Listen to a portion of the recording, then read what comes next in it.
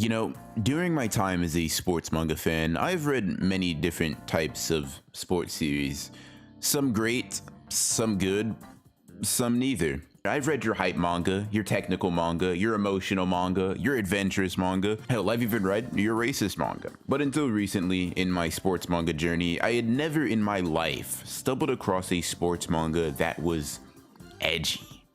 The very concept of a sports series, something that is typically associated with passion, heart, and positive emotions, even having the capacity to be filled with some of the most hilariously funny and edgy dialogue I had ever seen in manga is just mind-boggling. And in this video, I would like to introduce anyone that hasn't read the series yet to Blue Lock, the edgiest sports manga I have ever read, and a series that I think any fan of exaggerated sports manga should at least give a try. The story of Blue Lock takes place after Japan gets absolutely demolished in the FIFA World Cup series. This beating is so bad that it prompts the country to create a football program to recruit and train up-and-coming players into superstars that can take the sport of football by storm. We follow this event from the perspective of Yoichi Isagi, a forward who gets an invitation to the Blue Lock facility. After joining, Yoichi along with 299 other players come to realize that their current understanding of football was wrong, and Ego Jinpachi is there to destroy their perception of the sport and mold them into egotist strikers. Right from chapter 1, Blue Lock hooks you pretty well with a plot that you just don't usually see in sports manga, and the potential of a theme very antithetical to what many sports manga like to say is part of the reason I think Blue Lock is so different even from its start. Now, Yoichi as a protagonist is pretty bland at first, with him having a calm demeanor compared to the much more colorful cast of characters around him. This isn't to say that he's bad in the initial chapters of the series by any means, but he sorta just gets overshadowed by everyone around him. You see, this series has quite the interesting cast of characters. Within Blue Lock, you have a femboy speed demon, a weirdo who plays football with an imaginary monster, a roided out freak with an obsession of being the king, a physically dominant forward with a hero complex, a homoerotic and violent super talent, another super talent, except this one has a brother complex, and several other interesting and unique characters that have differing ideas about football and that have a style of playing that completely revolves around their respective ideals. Let's use that roided out king obsessed freak I was talking about. Baro. Because of his obsession with his idea of kingliness, the type of football that he plays is much different and more selfish than almost any other character in Blue Lock, which is saying something considering every player in this facility is an egotist in their own right. Anyways, like I was saying, Baro enjoys nothing more than to take the seat of main actor or king from someone else on the field. If he is not the one driving his team forward, he is not playing his version of football. And for quite a while, Baro was a character who was willing to bring his own team down as long as he got to keep the role of king. He only matured a bit after his defeat at the hands of our protagonist Yoichi Isagi, a character who completely manipulated Baro into becoming a tool or a piece of the puzzle that allowed his team to win. And just as importantly, he turned Baro into a tool that allowed him to score. You see, although initially he was pretty boring, or at least a stereotypical sports manga protagonist, Yoichi throughout his time in Blue Lock slowly evolved from a character I honestly think you would find in any sports manga, and someone who is just as twisted, strange, and warped as everyone else in the Blue Lock facility, albeit in a more subtle way. Yoichi's playstyle is not as direct as most other players, whereas almost every other character in the story has a special ability or trait that makes them particularly dangerous offensively. Yoichi is a character who thrives off the manipulation of both his teammates and opponents alike. By using his insane spatial awareness, he's able to see the field in a way that almost no other player is able to. This taints the way in which he plays and very often creates a stark contrast between the polite and mild-mannered Yoichi that exists off the field and the foul-mouthed, goal-obsessed player that he is on the field. This transformation between these two aspects of himself allows for him to be a much more dynamic character, and one that I think honestly becomes worthy of the Blue Lock name several chapters in. Along with a rather unique plot and set of characters, Blue Lock has amazing art at its disposal. The artist has mastery over visual metaphors that enhance the spectacle of each mundane movement on the field. And along with this, the action shown in the series is just spectacular. Even something as simple as a character running down the field turns into a performance that feels like it's right out of a battle manga when drawn by Blue Lock's artist. And well, this makes quite a bit of sense when you realize that the artist for Blue Lock has illustrated Jigan as well, a manga that, if nothing else, is very visually impressive. The quality and style of his previous work definitely shines through here and elevates the Blue Lock experience quite a bit. Overall, I think it's pretty fair to say that this series has no notable flaws when it comes to its art, and it's definitely one of the series' strong suits.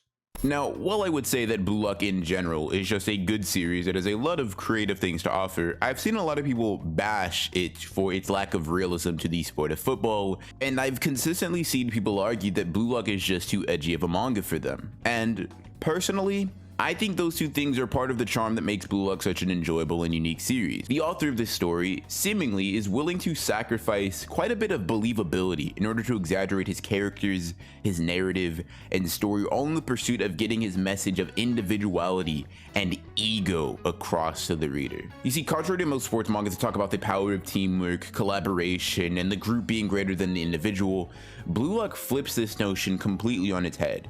Rather than being bogged down with ideas such as teamwork and collaboration, Yoichi along with the rest of the cast are taught to only live and play for their own goals in a way that I think is pretty refreshing and realistic in its own way. The criticism of football being the wrong sport to display such a message is, on the surface level, true. Is a sport as integrated with teamwork as football the right one for a manga centering about selfishness and individuality? Hell no. At least, not inherently. But Blue Lock's depth comes from the fact that the author is able to deepen his message and the audience's understanding of its themes by using such a team-based sport. By breaking the conventions of what many think to simply be proper, we are immersed into the story and affected by Ego's words in a very similar manner to the players of Blue Lock. Every word out of his mouth is a new idea that seems absurd within the context of football, but time and time again, his ideals are shown to be the correct ones, at least within the context of Blue Lock. As someone who played a team sport for about 15 years of their life, I can personally attest to individuality being a big part of sports, including team-based one. Teamwork is obviously an important part of building a strong team. However, if there isn't a talented player, a player brave enough and skilled enough to take charge of a game with their own ego and skill, that team will be subjected to being only average or at best good forever. In Blue Lock, the concept of teamwork isn't a foreign one. Yoichi is a character whose special talent lies completely in his teammates' talents, abilities, and mental states. But this series thinks of teamwork as a byproduct of an indisputable leader being born and forcing his team to conform to his demands, rather than teamwork being this happy-go-lucky collaboration between people that agree on how the sport should be played. Many say this is unrealistic, but let's really think about it for a second. Is the idea of a confident, skilled, and dominant player forcing their team to coalesce in a way that leads them to winning that far-fetched? Some of the most iconic athletes in the world are people who fall under this umbrella. Michael Jordan, Kobe Bryant, and LeBron James are all people or were players that to some extent seem to be real-life examples of what Ego's ideology is. Leadership through pure skill and drive to win. If you remove these key players from their teams, this drastically changes the fate of each individual team. Remove Michael Jordan from the Bulls and they're not the Bulls, at least not in the way they once were. Remove Kobe from the Lakers and they're not the Lakers in the sense that they once were. Remove LeBron from any basketball team that he's been on and that team is very noticeably worse than it once was. And I mean, LeBron himself has shown that just one or two super talents can carry a team to victory against all odds. So, while I may understand that it's not to everyone's taste, I think the core themes and message of Blue Lock is misunderstood by many with this take of the manga. Does this mean that you have to enjoy Blue Lock or its take on football? No, but I think the idea that it's unrealistic to team sports in general is a misguided one.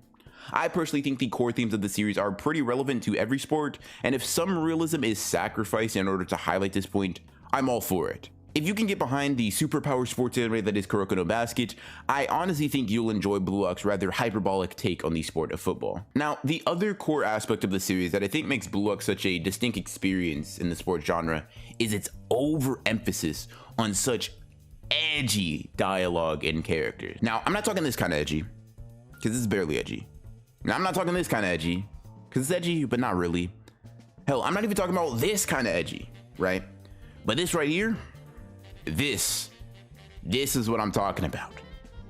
Now, depending on your taste, that might be a major turnoff, which is pretty understandable. If you are like a normal human being, there are several lines in Blue Lock and several moments in the series that will be weird, and for me myself, there are several lines which I read that were so over the top that they gave me secondhand embarrassment. But for as over the top as they are, they're never nonsensical.